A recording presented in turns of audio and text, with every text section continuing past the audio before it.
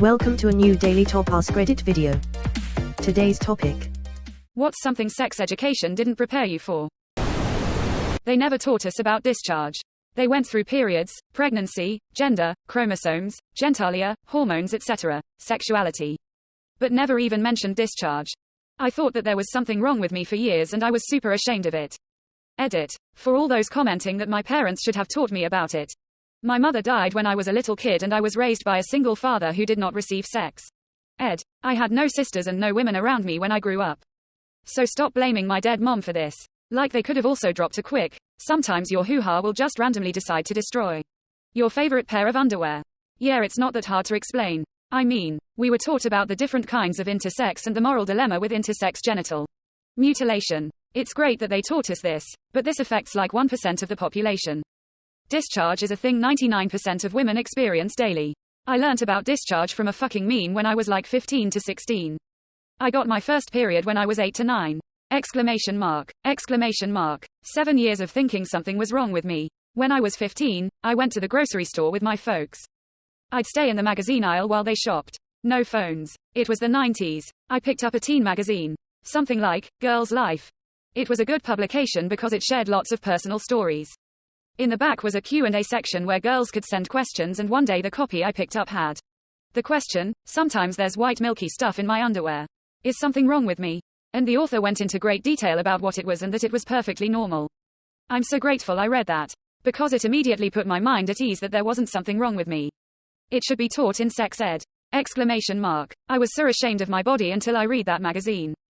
Same. I thought I was just living with a yeast infection for years and I was too embarrassed to tell my mom, so I just thought I'd have to wait till I was an adult to go to a doctor myself.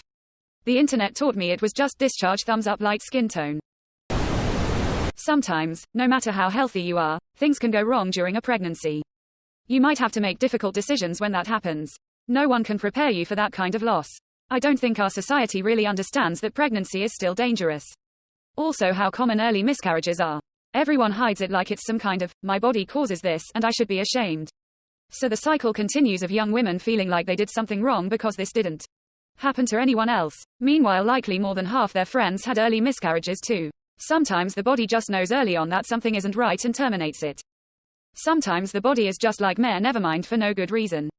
I know it makes people uncomfortable, but I talk openly about my 2 miscarriages because I don't want people to feel as alone and ashamed as I did. It is a tough subject to broach, but I think it is important to convey that it isn't anyone's fault. Sometimes it just happens. About 1 in 4 pregnancies end in miscarriage, and that's just the ones we know about.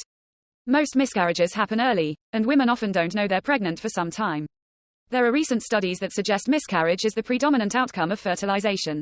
How to do my taxes. I mean, I am getting fucked. Oral sex. That was on the job learning. I was sheltered. I knew a blow job was when the girl put her mouth on the guy's thing. And I had seen a diagram once on a sticker. But I knew nothing past that. I thought I was smart and figured it out. First time my then fiancé asked me if I would want to give him one, I was like, yeah, okay, I know how. I got down there, put the tip in my mouth and started blowing air on it. My husband still dies of laughter when the story comes up. A long time ago I saw a post on some sort of questions you have about sex but are afraid to ask thing, and someone asked, if I blow too hard during a blowjob, will the guy's balls pop? Quote, was that you? Girl in my math class in high school honestly believed French kissing was oral sex. I'm not lying. When we told her what it was, you could see the look of disgust on her face. I thought this in middle school because they explained it as using tongues to simulate sex. They never said only one person was using their mouth. She got it mixed up with Australian kissing, which is like French kissing, but down under. Sex. Our sex ed was basically just biology class on the reproductive organs and nothing concerning the event or protection. Edit. OMG. My inbox loudly crying. I'm trying to answer as many as I can, but it's filling up faster than I can answer. Thanks for all the attention though, cold sweat smile. My human anatomy teacher was basically a sex ed mixed with human anatomy teacher. Bros didn't hold back on nothing. Our sex ed was taught by our gym teachers, and now that I think about it, I don't think that's what they had signed up for, lol. The emotional aspect. Yeah, it's actually kinda sad that sex was presented as something similar to drugs. Dirty, forbidden and bad consequences. Great way to make kids think sex is something to be ashamed of and not talked about in a comfortable environment. The mess afterwards. Agreed. I had always assumed everything would just stay inside, not that it came back out. Yep. As annoying as it is to leave a warm bed and spend 10 minutes on a toilet releasing cum and cleaning up properly, it has to be done. A simple wipe does nothing. This was what was the biggest surprise to me. Having to wash my bed sheets after my first time was so disappointing to me.